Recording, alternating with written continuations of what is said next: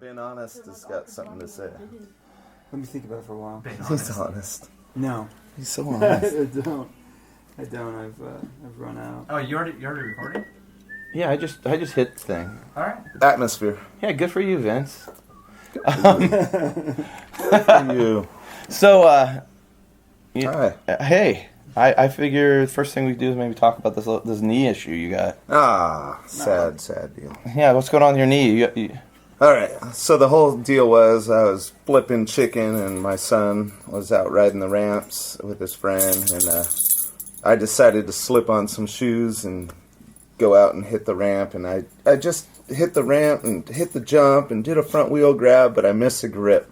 So, the left hand went forward and the bike went that way and my knee went straight into the ground and I shattered the kneecap.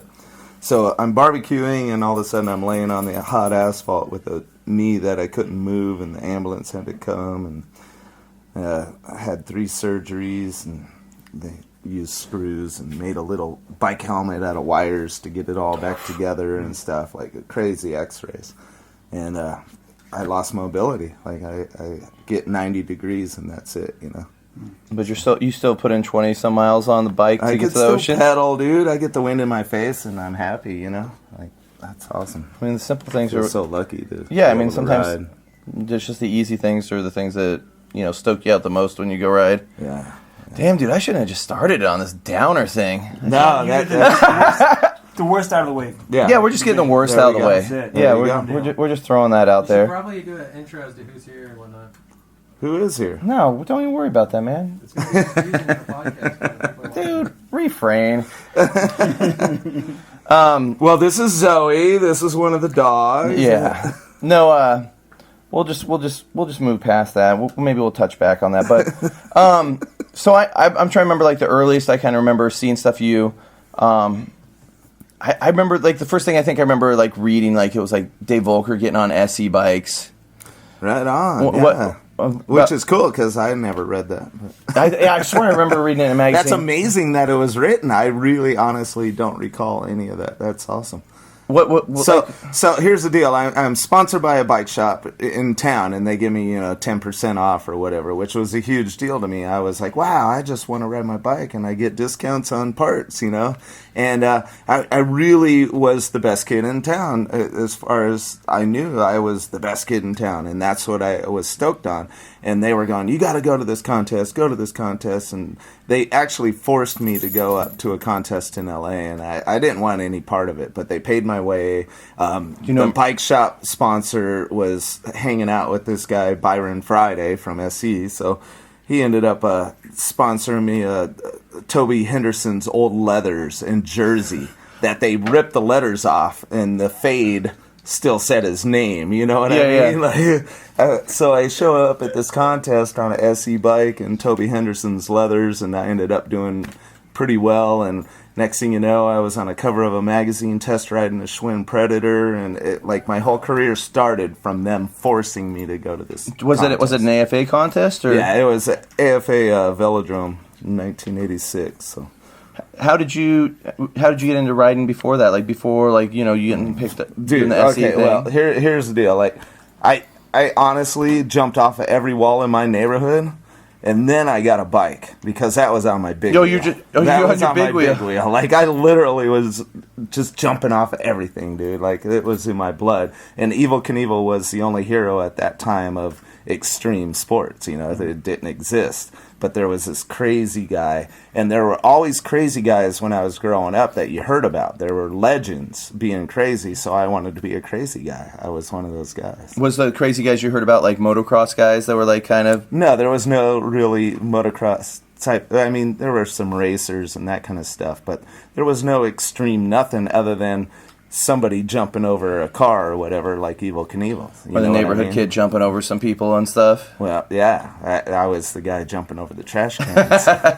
I remember, as a kid, my mom would get really upset that the older kids were seeing how far I could jump. They would, put the trash can I was jumping over further and further and further until my mom had to run out and say, stop, you're going to kill him. I just kept going.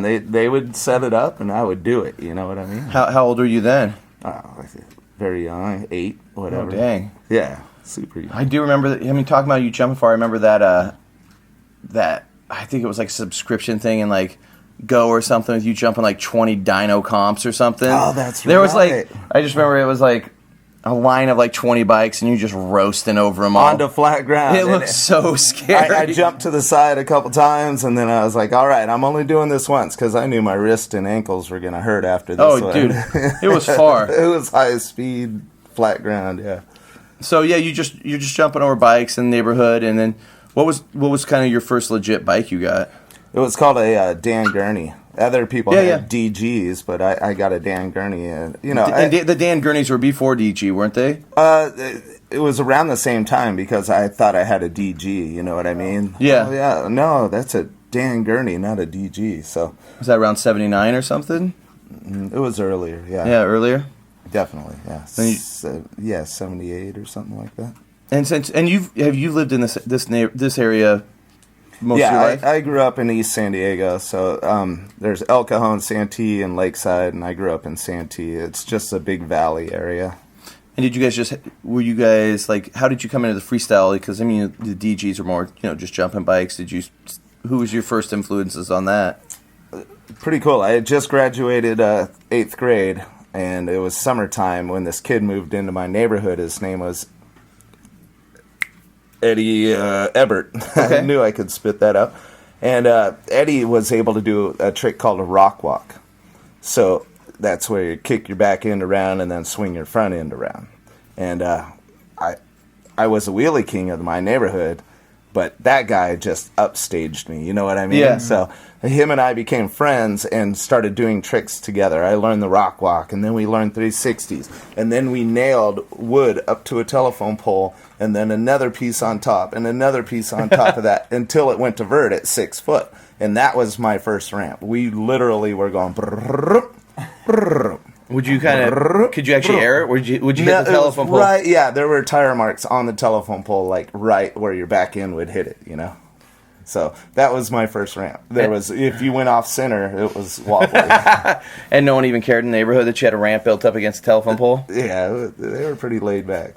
But yeah, Eddie and I, like, from then on, I lived on my bike, literally. Like, I always skateboarded and played baseball and all that kind of stuff, but once he moved in my neighborhood, we started rolling down the street backwards, and people were flipping out that we were riding our bikes down the street backwards, and I was hooked. I wanted to make people go, what the heck? You know what I mean? Like, so that was it. We would go down to the corners and show off. We'd do rock walks and 360s and go to the roller rink on Friday night, and everybody's going in to go roller skating, and we were outside doing shows. You know what I mean? Yeah.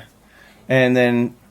kind of along that lines is that kind of when the stuff happened with SE and the contest and stuff? Yeah, it was a little bit later than that. I mean, we were killing it for years before. I did a show at my high school, and I was doing shows. That's the one where you jumped off the wedge ramp? The wedge ramp to flat ground. That wedge ramp was about 5.5 foot tall, and just launched out of it onto flat ground. So the AFA. So you were at the AFA Velodrome. Do you feel like back then there was like a difference between maybe the San Diego scene and the LA scene? Like, did you guys make it up to any like the King of Concrete? I mean, the King of Skate Parks or anything? Or No, but I did go to Del Mar once, and I saw Hugo 360 over the fence. Oh yeah, and that impressed me to where I ended up going back like a week later, and I was all, is this the one he jumped over or three'd over? And then I did it. You know what I mean? Like, that was my goal. Hugo's like the first crazy dude in BMX. Hugo really was. I mean, like, if there was somebody who was crazy and in the magazines, that was Hugo. Like, he was the leader. Yeah, because I mean, even every generation has their dude that's like, oh, this guy's nuts. He has no filter. He just goes. Yes. He jumps off whatever. He's not scared. Every generation has that. He's not scared. But I feel like Hugo was the first dude. Yes. Like, absolutely. Absolutely. And he'd come down and ride like the contest, and he's from NorCal. He never even rode any of that stuff. He'd just come down and feel like and just go for it. Yeah. And that was Hugo going for it, for sure. So about what time, I mean, I don't know much about, that time, but how'd you kind of transition into Dyno from that area? So after I went to the contest at Compton, I got on the cover of the magazine doing a test for the Schwinn Predator. Was that Plus? Yep. My first cover ever was like 5 people on a cover. It was Pete Augustin, McCoy, whatever. We were all had our little squares on their test riding bikes, and all of a sudden this guy. This is pretty crazy deal. This guy comes out of nowhere. His name was Brian Skura, the inventor of the gyro and the Vans brake shoes. He wanted to try me out for his show. He needed a show rider, and he heard about me. So he drives down to San Diego from L.A. and tries me out in this parking lot. Like, hey, like you had to set up audition the for ramp. I'm auditioning for this cat. So I try it, and he didn't like me. I was too sketchy. I was too wild. He was like, nope, this guy isn't right for my show. So he was using somebody else, and that person got hurt. So he had to hire me to go do a show for him, and he ended up loving me, and he got me sponsored by Dyno. Because Skura was on GT at the time. He was on GT at the time. Correct. With his tuxedo. Yes. His tuxedo. Look at leathers. you, history buff. Yes. That's right. That's he had the tuxedo. It. So, but I got started because of Brian Skura. He got me away from a metal shop and started my career. I feel like those Skura and the Skura shows were really, they were really planned out. Nowadays planned out. He sang his own song. I want to be a freestyler. Is that the guy? That's it. Yeah, we watched it last night. Lord. Yeah. He invented the gyro. And you could be my chick. But how many shows would you guys do? A lot of shows. Like you said, you quit the metal shop, so you guys were probably doing enough shows. He promised me so many shows or whatever that I could make a living not working, and I was like, wow, that's pretty cool.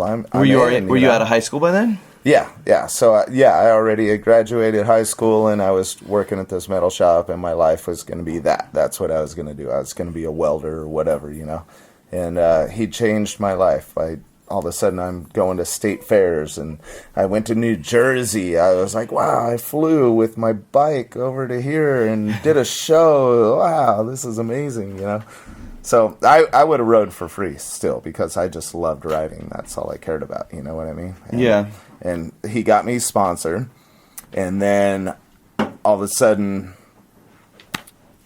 GT was like, hey, we want you to go to this contest, and ended up going to this contest, and I beat their best riders, and they were like, oh, hey, who'd you beat? We want you to... Who'd you beat?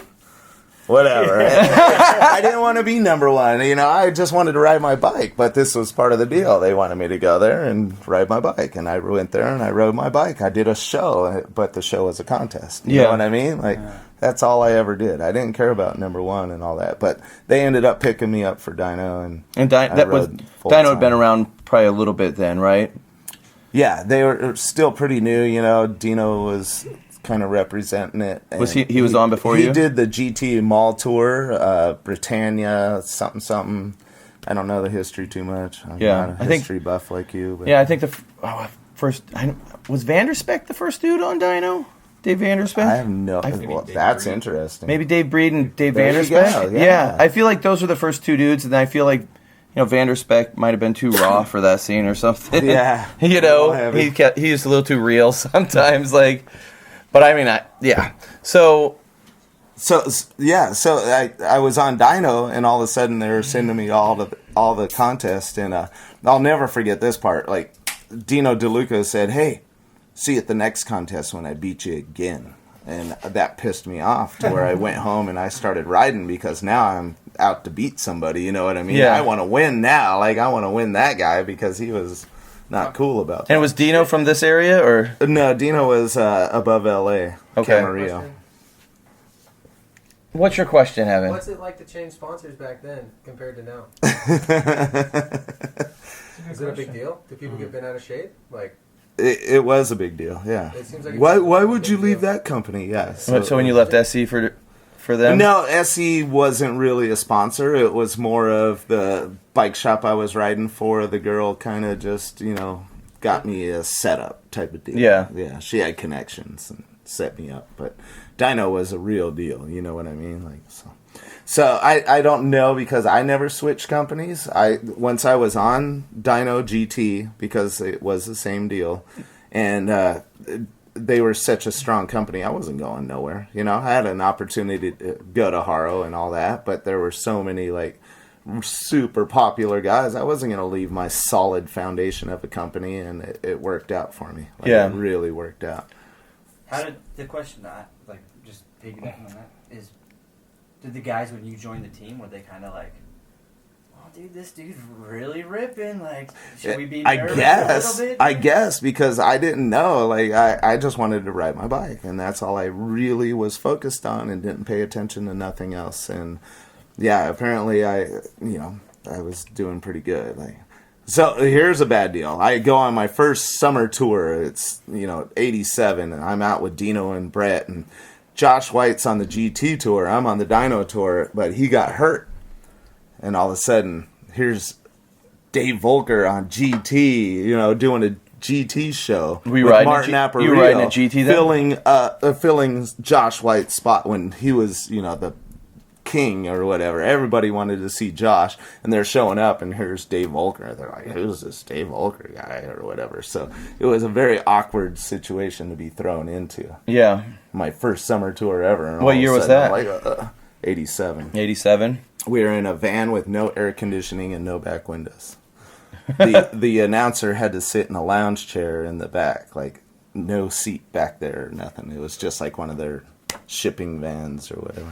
Yeah, when we talked to Eddie, he said the touring schedule was pretty grueling back then. Yes, 3 months, 3.5 months. Like, I would leave in June, and I wouldn't come back until it was September. Like, it was... So you guys, when you were riding, it was like, you did the show, and you'd even, like, have to practice for your own riding at the shows. Absolutely, yeah. So you got a contest coming up, but you got all these shows, and you're like, oh, I guess I'll try that in a show to learn something new. Yeah. So what year did you turn pro? Because you did pretty good in that. You were doing really good in the AM contest for a while, and then was it about 88, 87 you turned pro? That was a weird transition because the sport was dying as far as contests were going. The AFA, Wilkerson had his bad accident, and the quarter pipes were starting to be faded out, and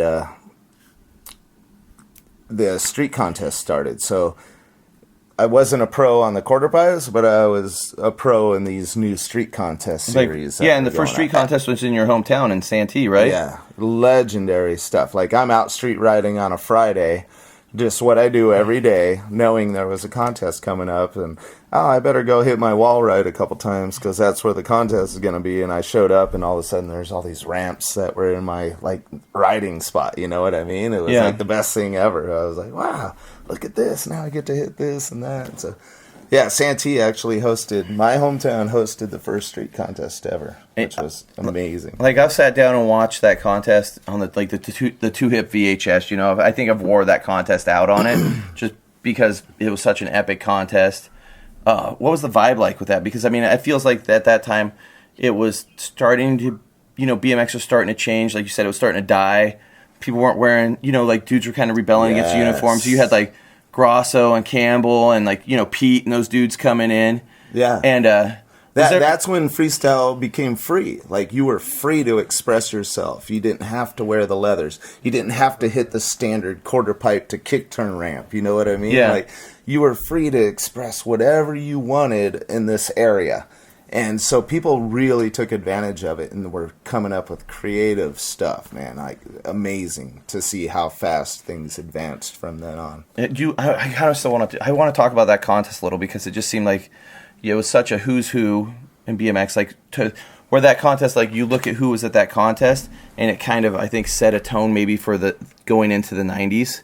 There were you had RL, I think, Moeller was there, Wilkerson, you guys, Vanderspeck, I think, was still at that. Vanderspeck was at the contest. Grosso.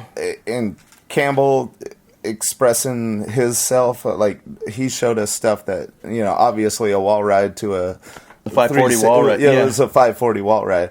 And that was super creative. But Grosso had some just really great ideas, and he expressed himself super good at that contest. I still question if I should have won. You know what I mean? Campbell, I believe, should have won because he came up with some really good stuff. So yeah, he did. And it's weird with that 540 wall ride because it didn't even feel like people did that again until like the late 90s. Like You're Ruben, right. it was so ahead of its time, and he did it on an ozone with tough wheels and Paragon bars. To where you're like, it like for that being the first street contest, it was such a gnarly trick. Yes, at that time. Absolutely. And I mean, that bank like 6 feet to that thing? It's a big bank to do it on. At least, yes. Yeah. Big dirt bank, yeah. So, yeah, I don't know. When he pulled it, I was like, all right, that guy won, man. That was badass. So, I know at that contest, you were doing opposite wall rides at that time, regular wall rides, both really big. And I know you tried jumping there was no box jumps back then, but you tried jumping that super long box. Yeah. Like, how long was that thing? Well, I guess it was 16, and then it dropped down to another 8. So I jumped it was just straight to the flat. 16 to the lower one. You know what I mean? I landed on the last 8 foot, and then I flipped off because I hooked right on that 16. Yeah, did you get jacked? But it was a weird transition, and it was a long way to jump. So.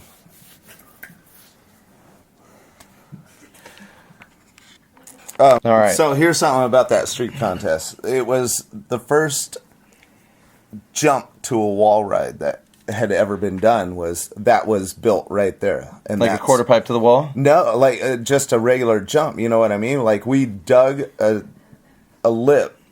We built this lip to a wall ride. So that was the first time anybody had ever been able to pedal fast and then jump onto a wall. Yeah. So it was really cool to have that contest at that spot where the first wall ride. So that was a lot of dudes kind of first big wall rides and stuff. Yeah. Vic showed up. I never saw Vic before, and he did a bunny hop fakie wall ride, and I was super impressed with Vic. Vic was badass.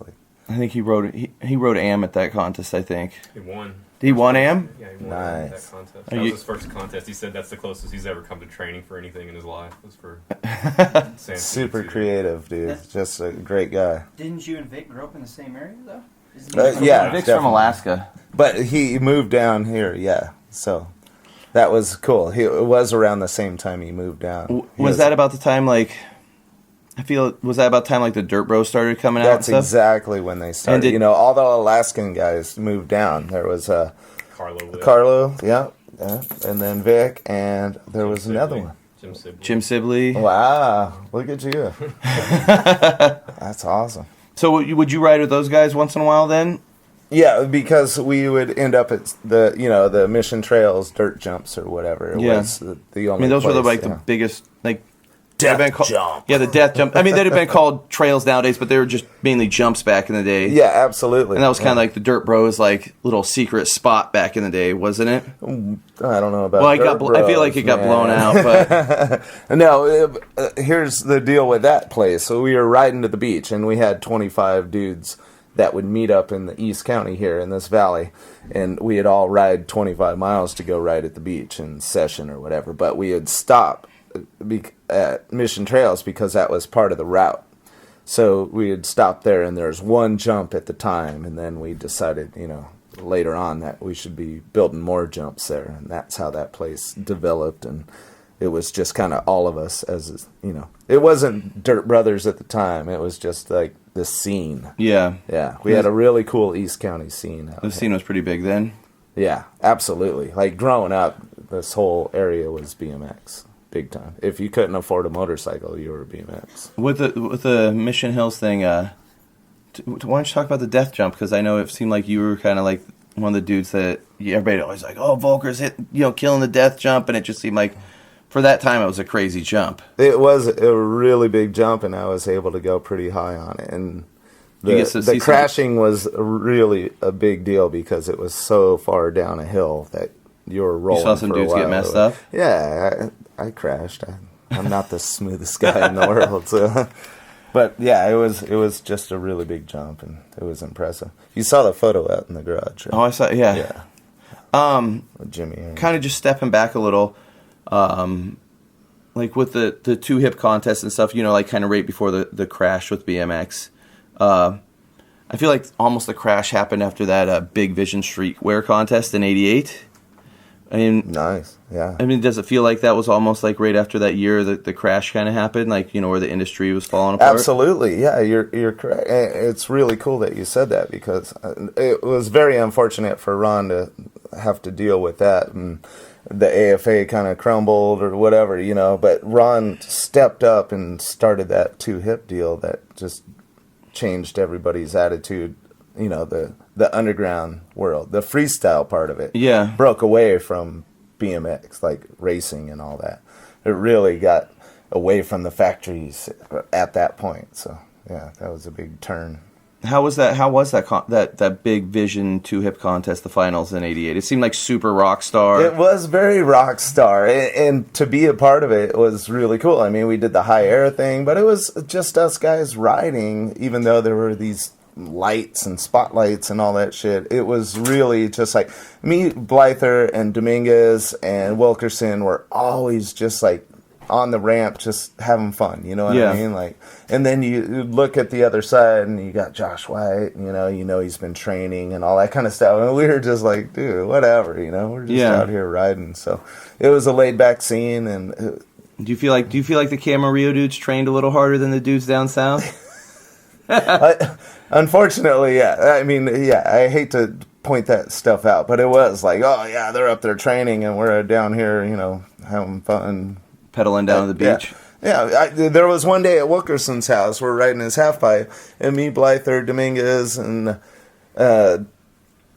Wilkerson, obviously, we're sitting there trying to do manuals. See who could pull off a manual for the first time. It was just us, and we're just sitting there going around the ramp over and over. Who could pull it? Pull the first deck manual? The first, yep. Who pulled the first deck manual? It might have been me. I don't know. I don't remember. Yeah. It was fun, though. Just the memory of us guys just sitting there doing that. And thinking about them up there training, you know. Speaking of, like, inventing tricks, you know, everybody, there's always, like, you know, rumors and theories about who invented some tricks. And I know you're in the running for, like, inventing the turn down. Do you stake claim to that? There's no running. I did it. I don't care what anyone says, dude. Whether it was done before me or not, I personally did the first turn down for me. You know what I mean? Like, I was trying to go up in the air, come down backwards, and then turn around at the last second. On a quarter pipe. But, yes. But it just turned into a turn down instead of coming down backwards, because once you reached the peak, you had to turn around right then and there, or else you're going to die. So it just folded into a turn down. So I know what happened. Like, I'm not even taking that way. I just know, like, that's one of the things that, you know. Yeah, it was very unfortunate. I felt really bad that it kind of got weird, and I was like, I don't want any part of that. That's what happened. That's what I did. Shad, did Monty Hill say that he invented the term? I don't know if Bonnie said that. But this is what I've heard. No, maybe he did. Maybe he did. Monty was a badass, and he lived in this place called Oregon. Nobody knew what was going on in Oregon. There's trees there. There's trees, black beans in your burritos. Yeah, Josh had to move out of Oregon for anybody to even know somebody was from Oregon. Unfortunately, that's how it was for most of the world. You had to come to Southern California if you wanted to be in the magazines and sponsored. You know what I mean? There are so many great, talented riders that would have went a long ways, but they said, you know what? I got a car. Whatever. I'll never make it in there. I got to move to California. I don't want to move there. Yeah, they have pinto beans in their burritos down there, not black beans. The real bean. We're closer to Mexico.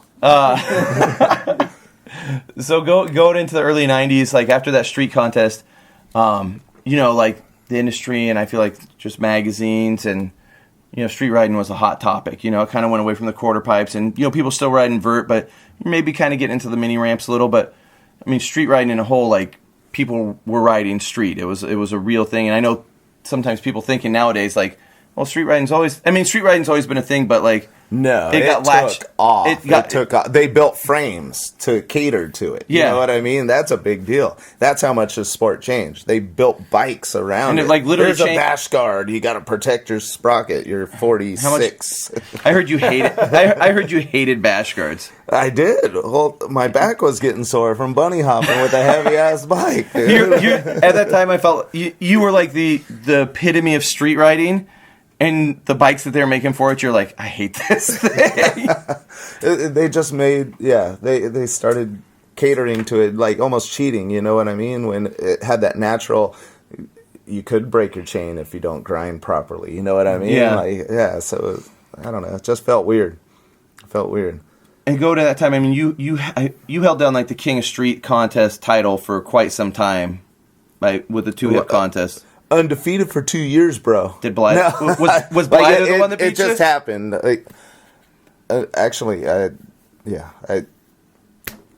was undefeated. Like nobody ever really won a contest against me in street. Like it just turned into a park thing in the 90s. Later on in the 90s, Yeah. But yeah, the street series just kind of ended, and yeah, I did good. You know what I mean? Like it just happened. Like. You're the King of Street.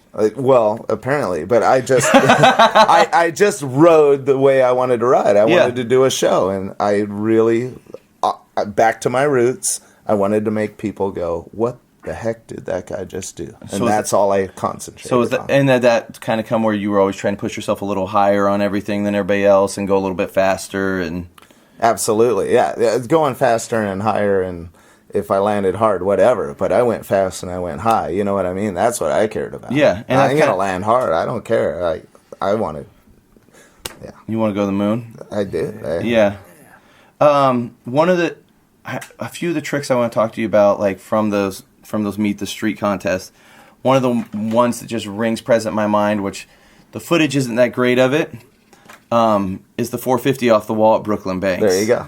That's 360 off the wall at Brooklyn. Yeah. Yeah. So I had this routine, you know, you kind of think of what you're going to start with or whatever, and somebody does it right in front of me. The very next guy. What was the trick? I forgot what he started with. I forgot because I just, oh my God, what am I going to do? What am I going to do? That's all I could remember. What am I going to do?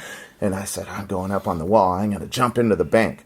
And then I got up there and I go, I'm going to 360 into that bank. You know what I mean? Like, so I'm confused because the Brooklyn Bank shut off now, so you can't even really go there. You know I'm confused. Like, how wide was that wall? It was actually a pretty good width. It was almost 2 feet or a foot and a half or whatever. Okay, just enough to be able to get your gyration of your front wheel to get the spin of a 3. You know what I mean? Well, now apparently you don't even need to do that, but apparently you can ride on a rail and do a 360 off. I didn't have a clue, Bikes but are lighter. yeah. There you go. Thank you. Yeah, the bikes are lighter now. Yeah, or the talent just got stupid. But so yeah, I got up on the wall and I decided I'm going to try a 360, and I actually pulled it the first time, and then I ended up missing it the next 2 tries I did it. But yeah, so when we watched the footage, the 2 wrecks came after Correct. the pull. Yeah. So you're just like, I'm going to start this every run. I'm just going to spin off. Yeah, well, this thing. yeah, you get 2 runs. So I started the first one, and then I was like, oh, I should go do that again on the second one. So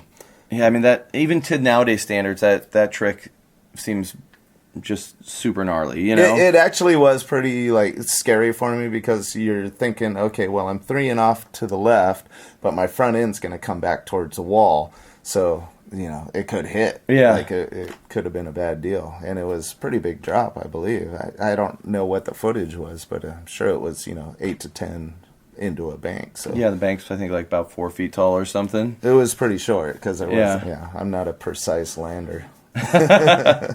Like with those 2-hip contests, I think Ron had 2 in New York City. Were they pretty crazy since they were in the city? Was there just... You guys don't have a clue how sketchy this stuff was. Like that one in Santee, he just threw ramps behind a shopping mall. Like he didn't have permission? Nothing. There was nothing. There's a sheriff's station across the street. Did anybody come over and say anything? The cops came and hung out, but they watched. You know what I mean? Like it was the 80s. They didn't care. Blythe was there and he was like, man, one day. So in the ones in New York, there's no permission for nothing. Yeah, just went down to Brooklyn Banks. That guy was sketchiest contest runner ever, by far. I mean, the guys that worked those contests, talk to them sometime. It's amazing. Rana just throw the stuff together. Oh, yeah, trailers that are 10 times overloaded. The weight. They're breaking axles and all kinds of stuff. Did you ever have any bad or just what are some of the crazy things you saw on the road, traveling so much? Let's see. I don't know. There's so much. I can't remember a lot of things because so much has happened. You know what I mean? When you're traveling that much, it's insane. Did you guys get any bad accidents in the GT rig or anything?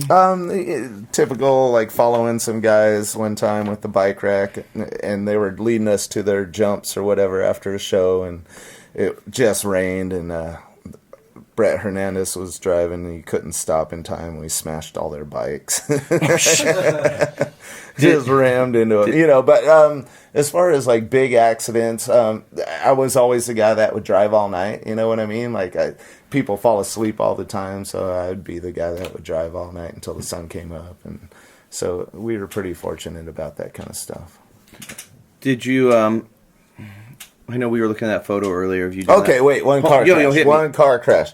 I'm in the Haro rig with Matt Hoffman driving, and we were just going down a country road. We're all on tour, and back then you would see other teams on the road. That's how gnarly it was. You would see another team driving down the freeway. You know what I mean? Haro or CW or somebody. So the dyno rig now is following the Haro rig, and I'm in the Haro rig, and Matt's driving, and we're going down some country road, 2-lane, and a lady stops to turn left, and there's oncoming traffic. And Matt doesn't see. She's stopped, and all of a sudden I'm like, Matt!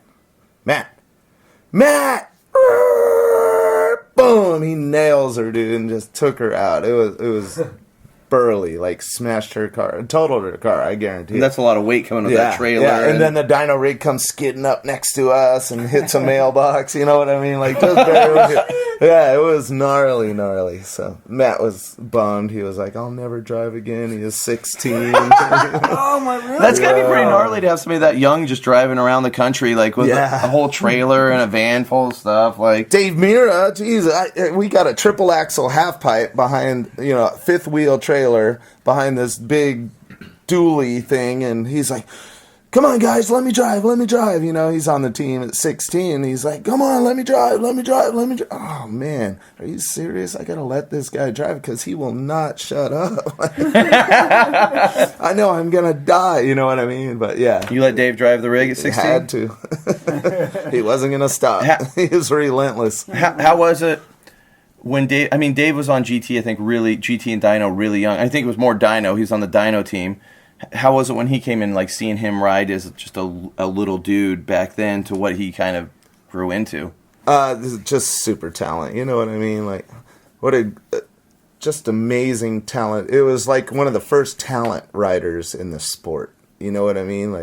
There's a lot of riders, and there were a lot of good riders, but this kid just had the knack. He had it all. Yeah. Which you see a lot of these days. But yeah, it was really cool to see the way Dave developed and all that. Yeah.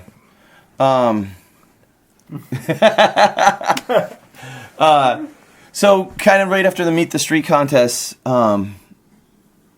did you kind of retire after the contest series died, or what kind of happened with it? Basically what happened was, the contest stopped and I was reigning champion or whatever, and GT was just, hey, let's do shows. And I was like, yeah. And that was a super dead time in BMX. People. Oh, you guys, this is how dead it was. There was Fuzzy, Dennis, and myself. We were the only ones making money. We were the only sponsored riders. Was that 94-ish? As far as I know, we were the only three people. 91, 92, 90, 91, 92. Yeah. So even Matt wasn't making money? No, because he went and was doing his own thing. Oh, that's right, when he started Hoffman Bikes. So just you three, those two on Mongoose, and that was it. As far as I know, we were the only ones for a little bit period of time that were actually making money. Yeah. So you were just tour. They just were like, let's just tour and just try to get kids to buy bikes. Yeah. Basically, they they had their bike shops all over the world, and we were just going out and entertaining people at bike shops. You know what I mean? Showing everybody thanks for carrying GT bicycles. So they had us on the road everywhere all the time. It was amazing how many shows we were doing. How many shows would you do a summer? I wasn't at home much, man. I could tell you that. Yeah. I was not. And we were, I had, over the years, I've driven all the way through Mexico, all the way through Canada, like towing trailers and that kind of stuff. So there was a lot of traveling. It's kind of funny looking back. Like we were out in your garage. I know, looking at old pictures, and I pointed out that Percy ledge ride that you're doing. Oh yeah, yeah. In France, and it's kind of almost weird looking back. Like nowadays, everybody's doing tire rides down little ledges and stuff, and it's like, I mean, what year was that one? Oh, dude, just you saying that made me think of like freestyle was so open that I was trying to create things, and like bunny hopping and landing in a manual was brand new, and I was like, you know what I mean? Like we could invent things like that. So yeah. I was always trying to find different ways of riding, and doing manuals on curbs around my neighborhood was always a big deal. So I started doing it on like little rails and that kind of stuff. They were square at the time, which I thought was amazing, but because now they're doing them on round ones, I'm going, but even doing it on a manual on a square rail back then it's pretty gnarly. Yeah, I thought it was a pretty good deal. You know what I mean? Like, yeah. But I looked at that ledge ride, and it looked like it was like, about 15 stairs with a big drop on one side. Yeah. And it's like, looks like you're just doing it in the middle of the night, like cruise around with your buddies, like not even... Well, the best part was we were with the skateboarders also. So Chris Miller was there, and Christian Asoy, and they were calling me the Chris Miller of bike riding. Like, I mean, that's a pretty good compliment, depending on how hard Chris still rips nowadays. Oh, right on. Yeah, so... and then, so you're just touring for GT, and then about 95, the X Games came back. You didn't ride in the X Games for a couple more years, did you? No, I was done. I didn't think I was going to be in contest anymore. How old were you about that time? Don't ask me hard questions, man. Okay, all right, I'll let it be. Yeah, so... You were still in your 20s, though, right? Yeah, yeah. Because 97...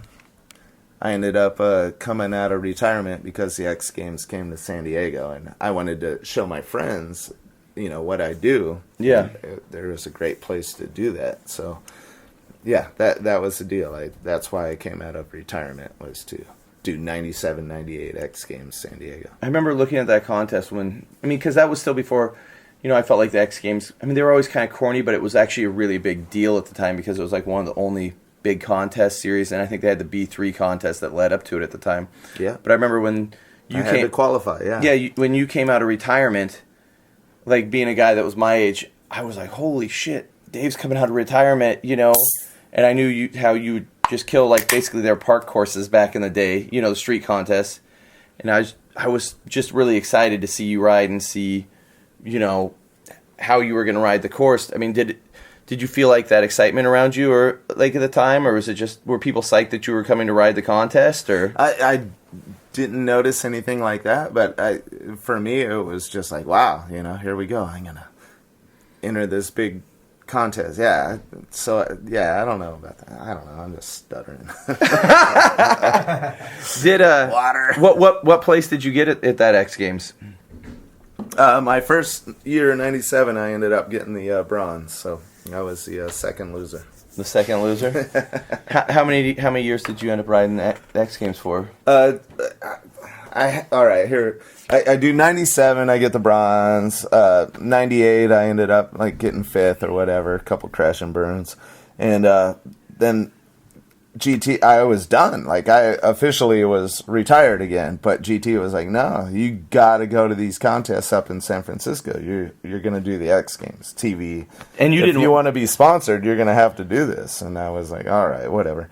So I went up there, and I got like a fourth or whatever, just kind of hanging in there. My heart wasn't into it or whatever. And I had my daughter in 99, and then I was going to have my son was scheduled to happen right at the same time as 2000 X Games, San Francisco. And so they made me go, and I didn't want to be there. So during the qualifying, I just went out on the course. I did a couple tricks, and then I jumped out onto the the motocross section, like way. I watched that. Nice. So I pedaled my balls off. I crossed the whole course. I hit this wedge. I had to clear like this stupid long deck over a rail and then into the street course. And I made it, and I was all pumped up and everything. I come around the corner, and everybody made this big lane for me to get back in the street course. And I'm like, I don't want to qualify. Like, I want to go home. My son's about to be born. So I did like one trick, and You didn't qualify, though. No. Because the one trick I tried was a tail tap and nose pick over the spine, which I made up years before, which was pretty cool. I was stoked on that. But I went to do it on the spine, and the front brake slipped or whatever, and I totally landed on my... I was wearing a chest plate. I remember that wreck. I 50-50'd on the spine. It was pretty cool. I was just hanging there. So I went home, and my son was born like the next day.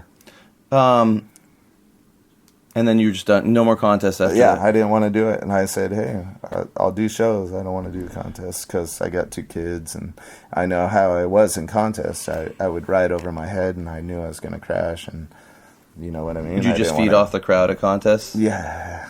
You were just like, yes. The 97 or 98 X Games in San Diego, the whole crowd was so pumped on me that they were all yelling bullshit when my score came up. You know what I mean? The whole crowd was going, bullshit. Bullshit. So I won, but I didn't win. But, you know but what I mean? That felt great, though. I did a show. Yeah. I like to make people go, what the hell? You were just saying, like, the tail tap to nose pick. I know, talking about the inventing the turn down. You kind of did, I know for a fact, invented like a really pivotal trick nowadays, which is, nose pick tail whips. Yeah, right on. That developed from a boulder in front of my old high school.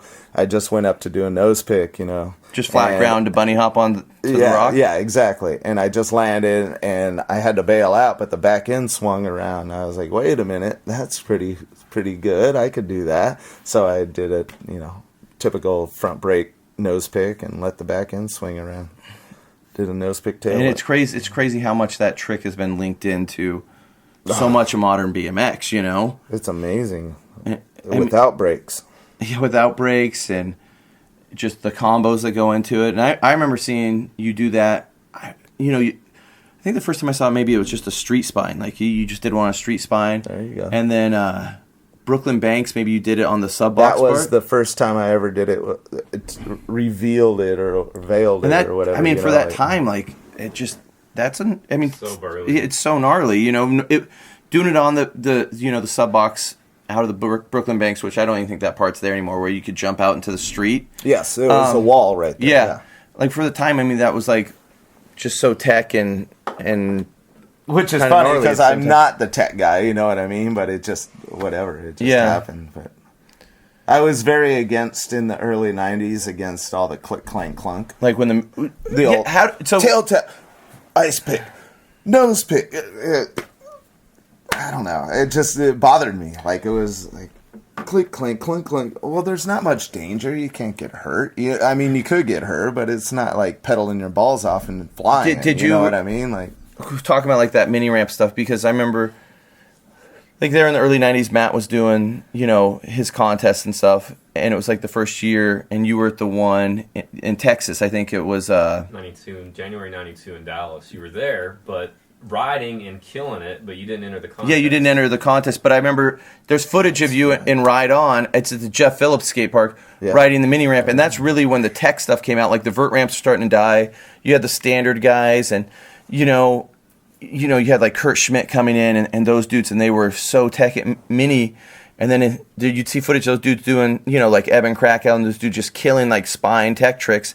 And there's just footage of you just roasting the spine, doing tuck no-handers, trying to 720 the big part, but you didn't enter the contest. And what made you not enter that contest then? Because I was so anti trying to be number one. You know what I mean? Even though I was riding for GT, which was all about being number one, I didn't like the competition part of it. You know what I mean? Like I just remember there's so many great clips from you at that contest, like riding the wall ride in the street course. I'm very stoked about it. And you guys just watch a video, but like a manual up a transition and then do a wall ride after it. You know what I mean? Like I think you did you were doing wall taps at that time, which just the back wheel, wall tap, which I was actually at that contest standing on a quarter, and you came up and asked me to move because you wanted to use the wall behind it, and I was like, what are you talking about? I'm just sitting on the corner, and you're like, no, I'm going to do a wall ride.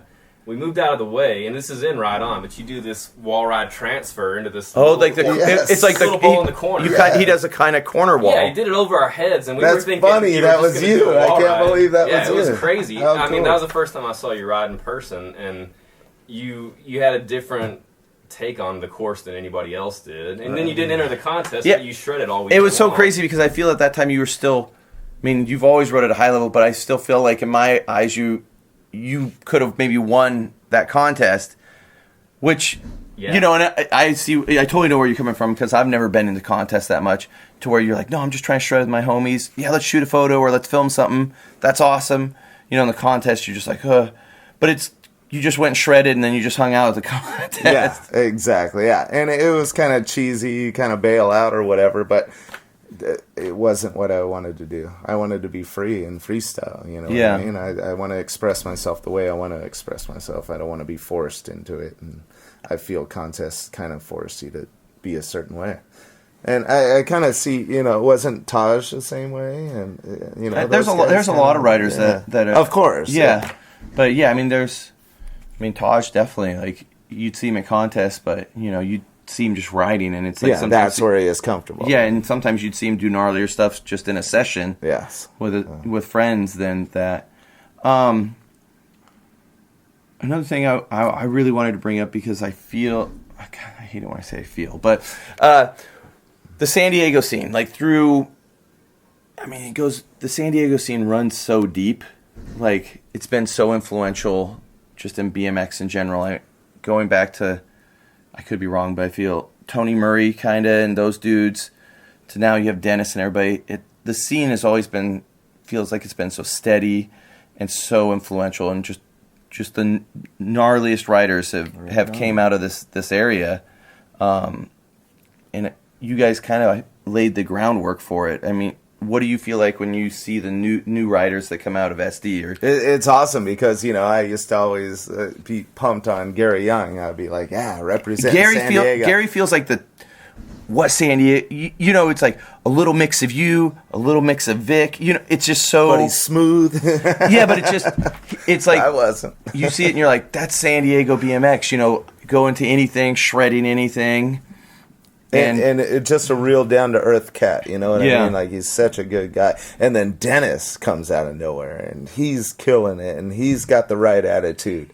What an amazing, lucky, San Diego's representation is. Like, wow, we're lucky, Like, there's some really cool heads that are coming out of here, and they're killing it. Like, I mean, San Diego's pushed out San Diego didn't exist, there'd be so many missing parts of BMX, like Eddie Roman and all those dudes, like super creative. I mean, Eddie influenced like so much with street riding, but even his early videos. Yeah, of course. Well, the only videos. Yeah, what was it like?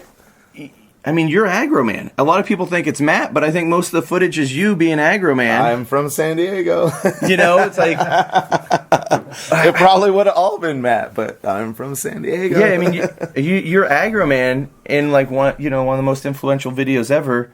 How was it filming with Eddie back then and working on those video projects? Dude, always a pleasure.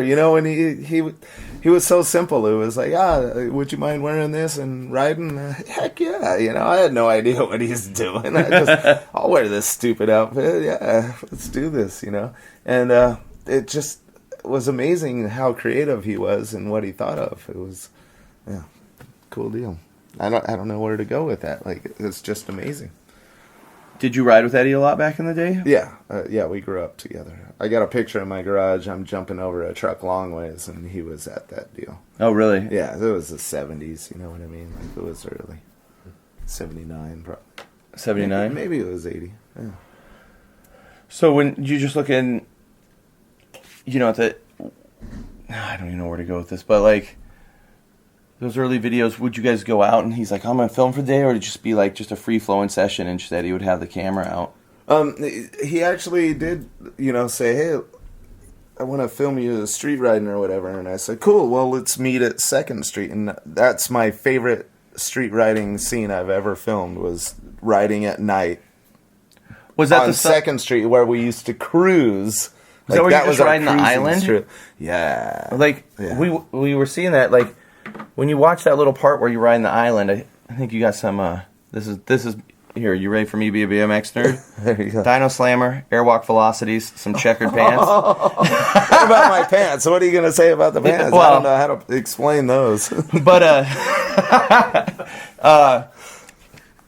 you like it's. I think it was just little stuff you messing around, but they're such staples in BMX now. Like what it was to me was, hey, you guys could ride anything. You know what I mean? Like, you don't have to have the skate parks and stuff. Like, kids were always, when I'm on the road, they're going, oh, we don't have anything to ride. How are we going to get good? We don't have anything to ride. I'm like, dude, here's a curb, man. Check this thing out. This has got a lot to offer. And so much of street riding nowadays is based off of just being able to do something tech on a curb. And when you think about street riding, that was like kind of the first just techie street riding.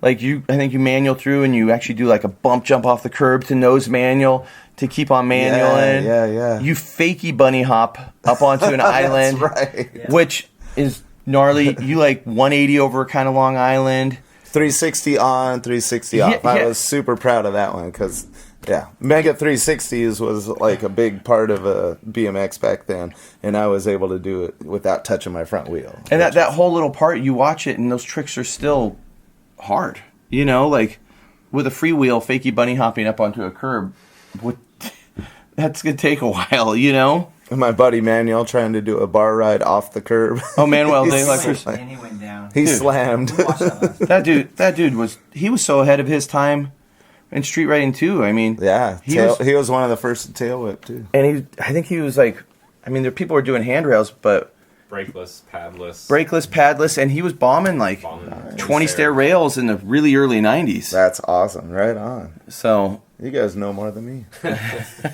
Hey, but you were there. I was there, I heard. You heard? Man. I got one for you. What's it like for you to have been on the road touring so much and introducing BMX to so many people? I mean, we do a lot of interviews, and more often than not, people tell me, I got into it from seeing a GT show with Dave Volekers ride, and Dave Volekers getting rad got me into BMX. What's that like for you? How cool. You know, and like I said from the very beginning, we would go to the roller rink to show people these weird ways of riding the bike. And then all of a sudden I was able to travel around the world doing the same thing. And I was able to make people smile, and it meant a lot to me. And it still does. I can make somebody go, what the hell? That's awesome. I mean, I know for me, you were like a heavy influence on my riding when I was younger. I think I almost moved to San Diego right out of high school. I think I didn't know anything, so that's kind of what kept me from moving. But I met Sean Yarl once, right after high school, and I told him, I'm like, oh, I might move to San Diego. I want to ride at the Dirt Bros and Dave Volekers and those guys. And he's like, I'm just going to drive down there and live in my truck, which I didn't do. But that whole scene was so influential on the way I rode because, I just rode flat and stuff, and then I saw everybody just riding street and just, it seemed more relaxed but a lot more fun. And you guys were just such a heavy influence on me. And it's funny because I always saw you on Bash Guard Slammers, and I was like, oh, I want a Bash Guard Slammer. Thinking you probably thought that Bash Guard was the best thing ever. Which was, there's GT and Dyno's marketing right there. They got me. I was like, they got me. They were good at it. I'm going to get some Dyno shoes. They're going to fall apart in 3 weeks. Exactly. But they got me. I was like, I'm into this, But, definitely always a heavy influence, just knowing that I could go out and 180 some stairs, and it was cool. I didn't always have to go ride a quarter pipe or sit in front of my house in Flatland. I knew I could just go out and do a high-speed little nose bonk or something, just ripping somewhere, and it was great. But, you've influenced so many riders, and it's awesome just to, just be here, and you're just still talking about riding the way you felt when you were a younger kid. And I feel like that's where it always comes full circle. You grow up, you ride, and you push yourself, but, it's the dudes that keep riding try to come back to how it felt when they were, a younger guy riding. You're just like, I want to go fast. I want to go high. I just want to pedal and be free because it's freestyle, you know? Yeah, and it blocks out the rest of whatever else is going on in your life. You focus on what you're doing, and it's a great release, you know what I mean? Like, yeah. I mean, let's talk about this. I know you're big into fishing. There you go. Do you get the same feeling sometimes? You're just like, I'm going to throw a fishing pole in, I'm going to pedal down somewhere and just go ride, and, you know, just that bike's taking you to do something you enjoy, you know? I did just like how much other things your BMX bike will just take you do. You know, you can ride it, but it can just be a tool to just take you to do something else you enjoy, you know? Yeah. Well, I tell people this all the time. You know what? You should go get your bike out and put air in the tires and just go ride down the street, because you're going to see things that you haven't seen driving your car. You're going to see all kinds of cool different things in your neighborhood you didn't know existed because you haven't ridden in 15 years or whatever, you know what I mean? Like, bikes will take you all kinds of different places and show you different things and meet different people. And I mean, it's just like such a good tool, you know? Probably like you guys traveling around Europe and all over the country, but you guys got on your bikes and you could pedal around a city, and it was, you know, way more. You get to see a lot more than you do. Yeah, definitely. It's amazing what the bike. I was in Germany one time. We were all drinking at the house or whatever, somebody's house, and I got on my bike and I go for a little ride. And it's 1 a.m, and I'm going down this little rocky trail, and it's all just, you know, rocks crunching, and I felt like American Werewolf in London. I was going to get jumped by a werewolf in any moment or whatever. It was real sketchy. And I saw a lake, so I go down to it, and there's a boat unlocked. So the next night, we're all partying again, and I said, come on, let's go down this way. And because of my bike, I found this boat, and now I'm bringing all these photographers and everybody that's into BMX into this boat, and we end up taking this boat out and cruising around a lake in the middle of 2 different countries. It was so cool, man. It was like, it was sketchy. What I've noticed with Dave Volker is like just a testament to your passion for BMX. Like, I'm a lot younger than you. I'm a kind of a different generation rider. And I just see, like, you never question, like, the brakeless thing or the pegless thing or my seat's super low. Like, you just embrace, like, you're just like, dude, this guy rips. And I, like, just you embrace it and you're stoked. Like, and that's the way freestyle started. It was a family. It didn't matter what you did. If you sucked, it didn't matter. You were riding, you know what I mean? Like, it was a family. Sorry about the you know what I mean. I know I throw them out a lot. But I can't even get into what I repeat all the time. It drives me insane.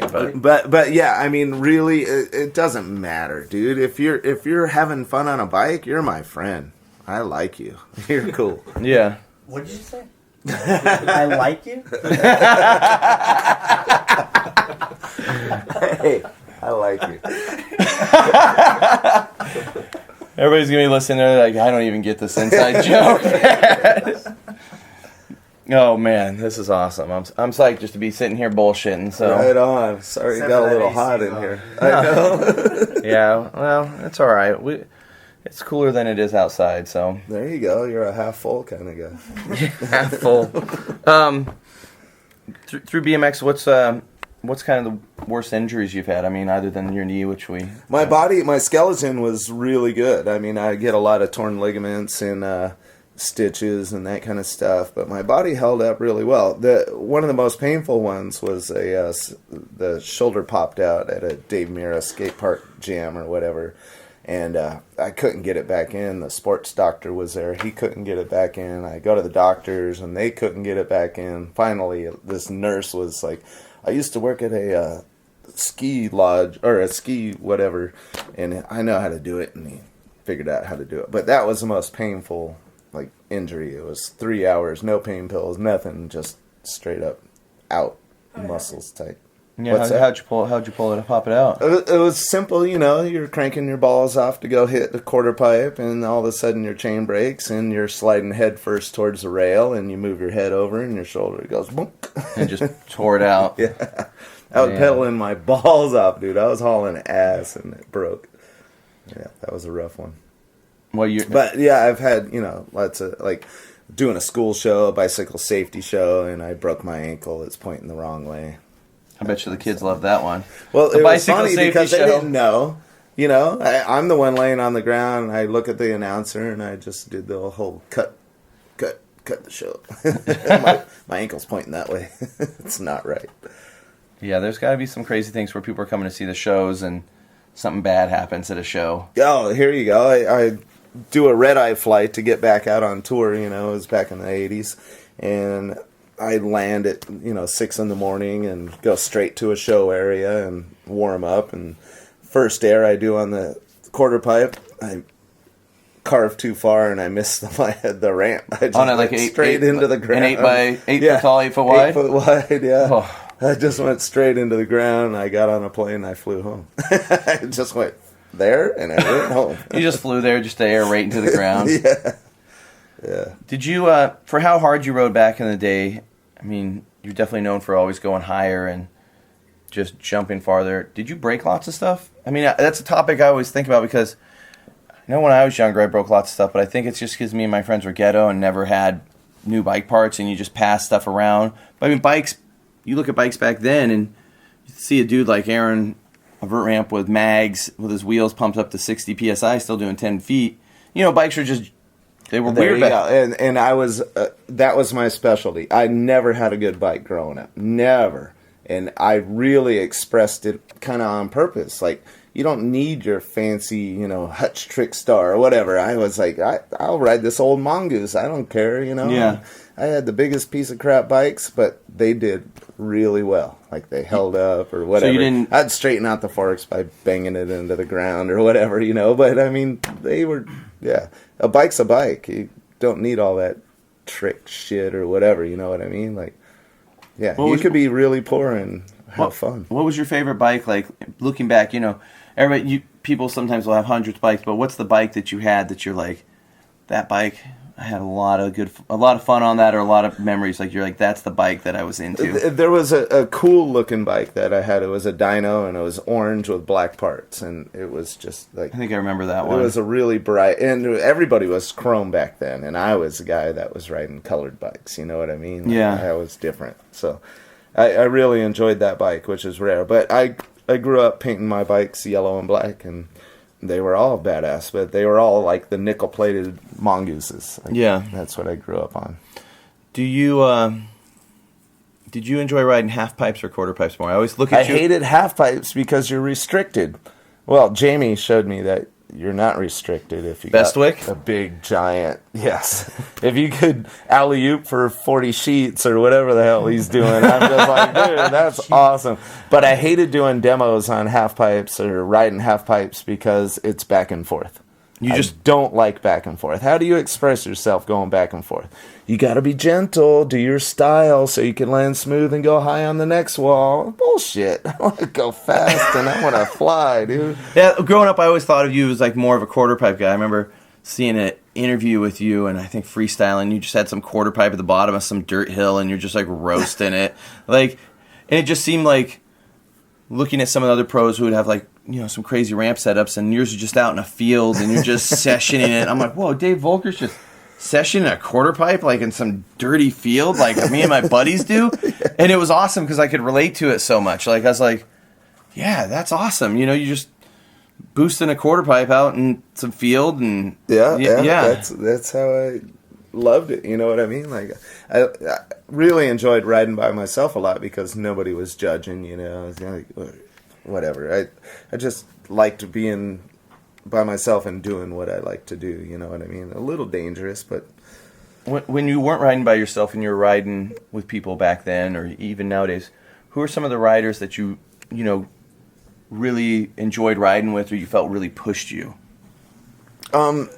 Actually, it's funny because Dave Norrie was a big one. Him and I would do flatline tricks, and, it was just riding, freestyle. You do whatever was available, and we would go out and try, hang fives and who could do them longer and that kind of stuff. So Dave and I kind of rode together a lot, which was really fun. But, Pete, when I was growing up, Pete Augustin, he he could do like 100 front wheel hops. That was a big deal.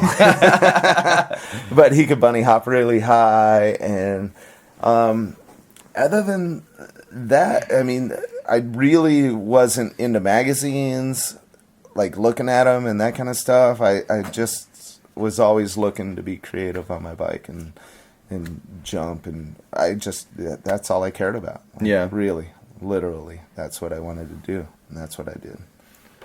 I have a question. Hit me with the question. Hit me with the question. So you've been through a lot of generations. You've been through BMX at a high point, low point, back high point. Right now, I think it's kind of, it's in a weird place. Right?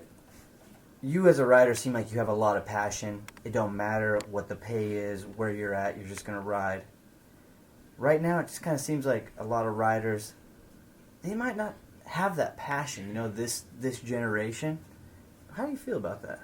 I find it very interesting that you have parents that are pushing kids to become a superstar on a BMX bike because they liked BMX when they were a kid or whatever, It's awkward that somebody's going to judge me when I show up at a skate park and say, oh, you got 4 pegs, you're a flatlander.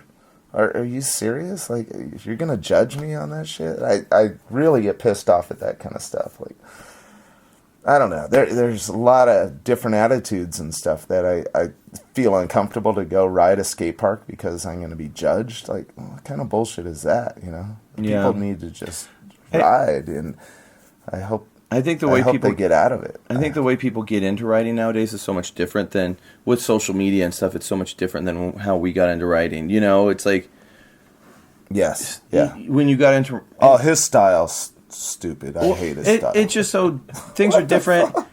I mean, almost died. That was awesome. But it's just nowadays, everything's so easily accessible. I know. When you were younger, just trying to even find a bike part sometimes was even finding out where you got a bike part. You're like, oh, a bike shop would have this? Like, so I sometimes feel your passion was built up just in the hunt to find more about BMX, where BMX is so, if you want it nowadays, it's your fingertips. And that's not saying that there's not riders nowadays that don't have the same passion that we do, but it's so easily accessible. Like, more kids, more people are out there riding. And I mean, I think I was talking about it earlier. I think sometimes with things being so easily accessible, it sometimes creates a society of like posers where they're like, I know everything about this. And then you talk to them and you're like, you don't know anything about it, Yeah, well, you got Ty Spoke, so I don't even want to talk to you. No, I don't know anything about it. And I really been able to, like, that was a hard part for me doing shows, was the younger kids that I was doing shows with would be worried about what the kids in the audience were thinking or whatever. I was like, dude, who cares? Like, let's just go do a show. Like, it doesn't matter, like, raise your seat up. Who cares? Like, don't be worried about that. Like, I don't know. It's tough. All right, let's move off that topic. I got a good topic to bring up. Let's talk about foot plants. Let's talk about that. I don't know how I did the splits, but somehow it worked out. I'm the stiff guy that can't touch his toes. Like, if I bend over, literally can't. Yeah, it's hard for me. I have to really try and try and try. Flexibility is better mid-foot plant on a ramp than it is. There you go. Yeah. But I would never stretch out or nothing. I would just like go into a show cold and I'd do like a foot plant and then my body would stretch. And what do you think that's one of the tricks you're always most known for is the foot plant? It definitely got me a lot of photos. I wasn't ever really the photogenic guy. Like my style was way better live than it was in photos. You know what I mean? But the foot plant. I'm going to disagree with that one because I mean I always remember seeing photos and when you see photos you were always going higher than somebody and you had almost, and maybe it's just the San Diego thing, like Pete Augustine and you guys rode so much more powerful. It wasn't aggressive. It wasn't a finesse style. Like it was like, oh, these guys. Maybe there's some heavy metal going, and they're just pushing. They're just pushing themselves, and it was cool seeing that because that's something I always identified with. Like you'd see smooth ride. I mean, you'd see Brian and those guys, and they're so smooth. Front wheel, back wheel, clink. So there's such finesse, but I'd see you riding and be like, you're like he is just trying to go higher, And that did come through in pictures. Like you could see that you're just a little more push on it, And right on. No, that's cool. That's real so cool. I mean, it wasn't just the fast plant that looked good in the photos, Right on. So I did foot plants, not fast we did talk about that. Craig Campbell did fast plants. You did foot plants. Yeah, absolutely. No, the foot plant thing was really popular when I was going to Del Mar Skate Park to watch a contest or whatever.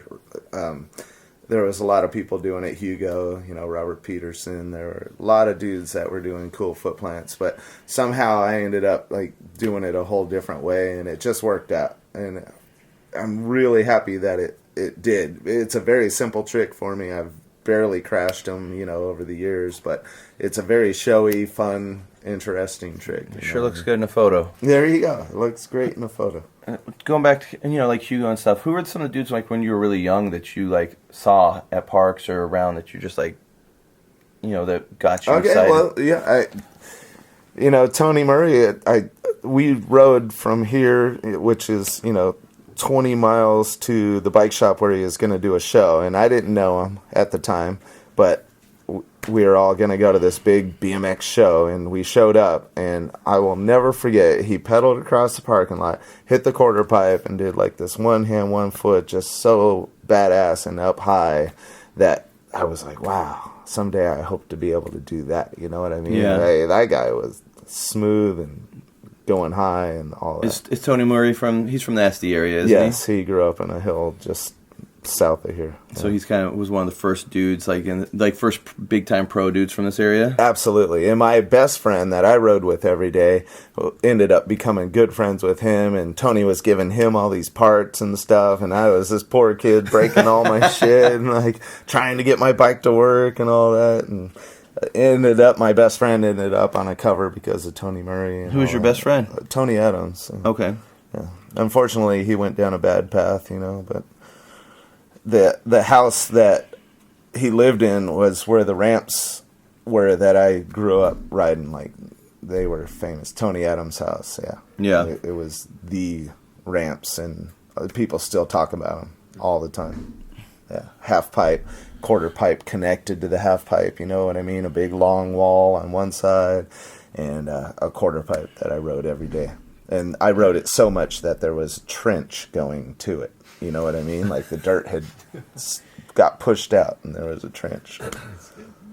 So I got a couple questions here from Instagram. I always, post up if people want to know questions, and we kind of just do like a little rapid fire or whatever. Cool. Steve Woodward, Steve Woodward? Love that guy. He wants to know what's your craziest Steve Woodward story. I'm just going to generalize that and say he's an amazing rider, a super mellow, cool cat, that all of a sudden he'll get on his bike and do things that I had no clue he was capable of doing. An amazing rider. Just That's a great funny. guy. Steve's just feeling himself on Instagram today. Chris FYB, and here's one. He said, who had the best hair in the 80s? Oh, Dominguez, dude. He ran that big old poofy thing. Wow. Oh, man. That's great. He said, here's some German Neves or something. He said, you are pretty much dyno back in the day, but did you ever want to ride for GT, or did you want to be more on the GT team than dyno? I actually always wanted to be on Haro, and I had opportunities to go, but I did not. I stuck with, who was providing for me, and it worked out. But GT was definitely the goal. GT was huge. Do you always feel like dyno was second class to GT? Absolutely. I see. Looking at that growing up, I love Josh White, but that's just the Oregon connection, and Josh was sick. But I always liked the dyno more because I felt like the dudes on dyno, everybody on GT was a little more clean cut, but I felt like the dudes on dyno just a little more raw, and I connected with them more. So growing up, I always wanted a dyno more. I was like, oh, you give me that pro comp. My buddy had a Detour, and I was like, and you'd see they looked and the dynos looked a little more simpler than the GT frames, but Yeah, that's No, that's cool. That's interesting. Yeah, I just to hear, always- because I always grew up knowing that GT was the big name. You know what I mean? Like that was. I don't know. What do you think, Paul? Did Was you? Dyno kind of like a touring team for GT? Is that how that sort of split up? Well, it was an amazing, like, brilliant idea. They were just having these companies competing against themselves, so they're just making more money. Just a Every conglomerate. Powerlight, Robinson, you know what I mean? Yes. Like, wow, those guys, they were geniuses, you know. It felt to me like Dyno wasn't anything compared to GT. But GT see, was to cream me, of it the seemed crop. like you and Brett and Dino, it was just a tighter team. It seemed to mesh well. It seemed like a good mix. Yeah, right The on. bikes were rad. The jerseys were rad. The And you guys had all ads were cool. the soft goods were better. You had the shoes. shoes. And the art, pants were the on art everything. guys got to experiment with that. Yes, Is that it? you're right. You know 'Cause what I felt mean? like the graphics on Dyno were just as good, if not better, than the GT. Right on. Yeah. Yeah. The question I got. This is a good question. So last night we had a little bit of a disagreement.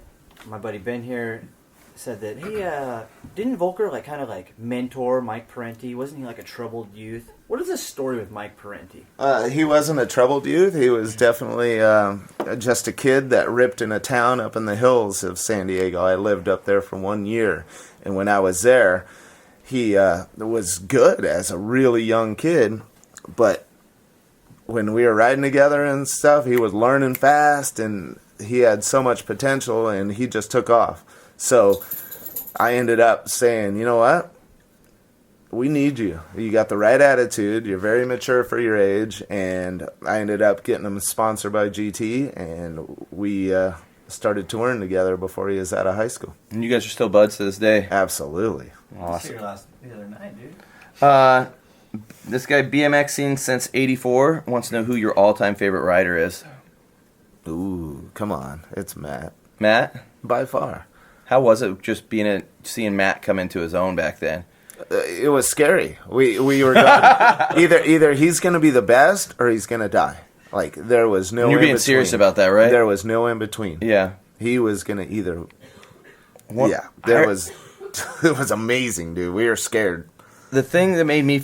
Dude, He was obviously going to be the best. There was no doubt about it. I always remember the footage from when he hit the high air at the Oklahoma contest. Oh, my God. And I think Chris Rye had footage of you guys on the deck. Yeah, like, I was there. I was there. and he roasts quarter, and it's you and Dave Mira on the deck. Is that who climbed up the back with me? Yeah. I was wondering. I went up the back with somebody, and we watched It was them you a and couple. Mira, and he roasts the air, and you're like, I'm done with this. I'm out. This is too crazy for me. And I remember hearing you say this, and I'm like, damn, Volker saying this? Like, I was like, Matt must be out of his damn mind. If He Volker, really- It was yes. insane. I'm like, if Volker and Mira, I didn't even try. Like, that's how scary it was. I stuck my feet over the edge of that ramp, and I was so like, nothing. dude, I would when you never saw that do ramp, this. there was nothing in part of, where you're like, there's a big quarter pipe. There was Have fun, Matt. nothing in you wanted to go hit Go ahead, that thing. Matt. Enjoy yourself. I ain't going to do that. I pedaled my balls off, and I got to the coping, and I was like, whoa, I don't need that in my life. Yeah, I was like, oh, Mira and Volker losing their mind over this. I'm like, this has to even be crazier than I even think it is right now, you know? Yeah, it was real. What when you rolled up to that? That's such a pivotal time. When you rolled up to that contest, saw that. Did you even know that ramp was going to be there? No. When you saw it, did you think it was a joke, or what were your thoughts on that thing? I realized that Matt is just insane at that point in time. Like, he became like so far up on this pedestal compared to the whole industry. Like, nobody could even come close to that guy. Like, that's so far beyond anything. It was amazing. Yeah. Stupid. Here's another one. I don't even know how to pronounce. Aaron Lactate. I don't even know. Lactate. He wants to know, what did you think of the bendy dyno forks, and did you destroy them often? Well, yeah, funny story. I would be riding street contest or whatever, and I'd have to stop in my run, bend my forks back straight. So finally, my buddy ended up making me, or actually GT made me some thicker, heavier, stronger forks. So I didn't really? have to run the butter forks. So, and They that were was like with the butter. dyno bend forks? Yeah, they were exactly the same. Yeah. My buddy painted them. Well, yeah. I don't know, Paul. You got anything you want to put in? He's just hungry. He wants some black beans. He wants some Oregon black beans. All right. I mean, I think. Sorry, I had to run with it. No, that was hilarious, and no one's gonna even know what we're talking about. We're having burrito wars here. All right, cool, Dave. Thank you so much, man. I appreciate it. Thank you. Exactly. All right, hold on. We're keeping going. Cole had a question for his dad. What was that? See, it's hard. Yeah. You said you had a kid came up to your dad and said what? Like, I don't know. I Well, tell the story. I've told it to you. No, I don't know it. That's why. So I'm fishing the Santee Lakes, and this is before I'm sponsored or anything. And there's some trees behind me, and some dirt jumps behind that. And these kids are riding the jumps, and one of them's going, "Oh, look, I'm Dave Volker, tabletop," and he was pretending to be me.